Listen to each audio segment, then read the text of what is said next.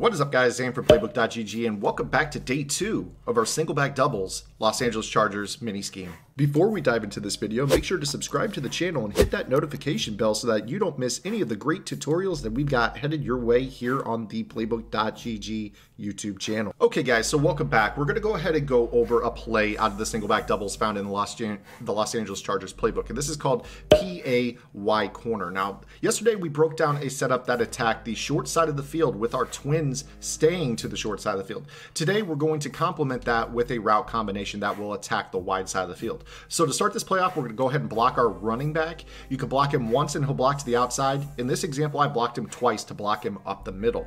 Now, with this particular play, we're going to motion our slot receiver across the formation. Now, the reason we're going to do this is because we are looking to use him as our first read in the progression. So we go ahead and snap this ball. We're looking for him on the hitch, and if he is covered, we're going to the backside where we're going to have that post over the top. So anytime you have hard flat coverage on the right side of the field, or the wide side of the field that is, you're going to be able to throw that tight end corner. Now, if they're playing cloud flat coverage, the thing that you'll notice about this is that the vertical hooks and hook curls are associated with what type of shading. If you're playing over the top, they tend to drift off, allowing you to throw that hitch route. So we're going to go ahead and show you right here. We snap this ball. The vertical hook is going to drop off this. This is a simple pitch and catch underneath. It may not be the sexiest read in the world, but you see it's worth 11 yards. You have to be willing to take what's given to you. A lot of players get downfield happy. They want to sling the ball downfield into traffic, and that's where they get themselves in trouble. 11 yards on an underneath hitch is going to force your opponent to have to play hard flats no matter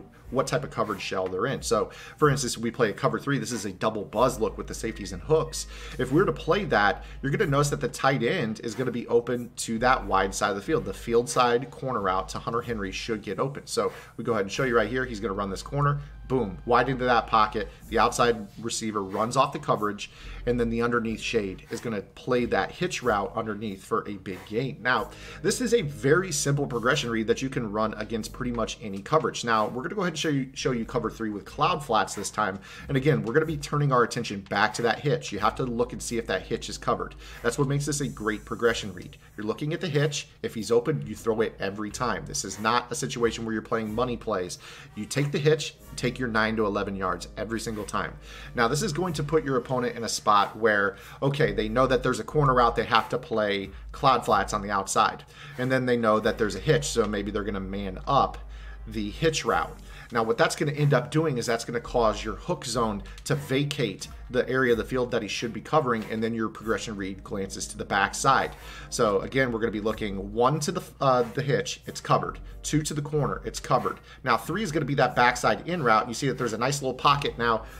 Really good play by Fuller, but that's why this is a progression read. You're going to go 1 underneath, 2 to the corner, 3 to the backside cross. Now, a lot of players typically will use her on the twin side. So for instance, if they were to do something like this, and maybe they were to play, maybe they play the hitch route with their user. They get over to the hitch side once you use motion. So maybe they're using the left side linebacker.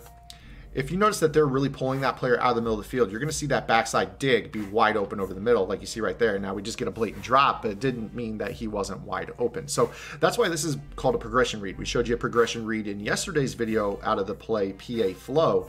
You also have a progression read here today. You set up the play the exact same way every time, and then you make the progression read. 1, 2, and then 3. So in this example, it's 1 to the hitch, 2 to the corner, 3 to the backside in route. Now, of course, you know, you have to be willing to recognize when your opponent does things that are really out of maybe out of left field. You know, if they do something crazy and they say, okay, I'm going to cover this guy with this safety and just take my chances on the outside. You know, advanced Madden players are willing to give you one play touchdowns. They really are. And I think that that's something you have to be willing to break your structure. So, I mean, you see something right away. Oh, wow, that safety bit down. Wow, nothing over the top. Go to the outside. Even though that's not part of your progression read, you have to be willing to take what's given to you, because when you go through a progression, your opponent keys in on things and they're going to make adjustments based off of what they think your progression read is. And if they sense that you're not looking to the outside receiver for the bomb, they're going to take the player that's covering the bomb away and try to mix him in and defend some of those progression reads. So now that you have PA Flow attacking the short side of the field, and now you have the EAY Corner attacking the wide side of the field, that's going to set us up for tomorrow's video. So I hope that you guys hit that subscribe button button, and we'll see you guys tomorrow. If you like this video, check out one of the videos on your screen right now. And for more in-depth analysis, visit www.playbookGG for detailed game plans written by pro Madden players. Master the game with PlaybookGG.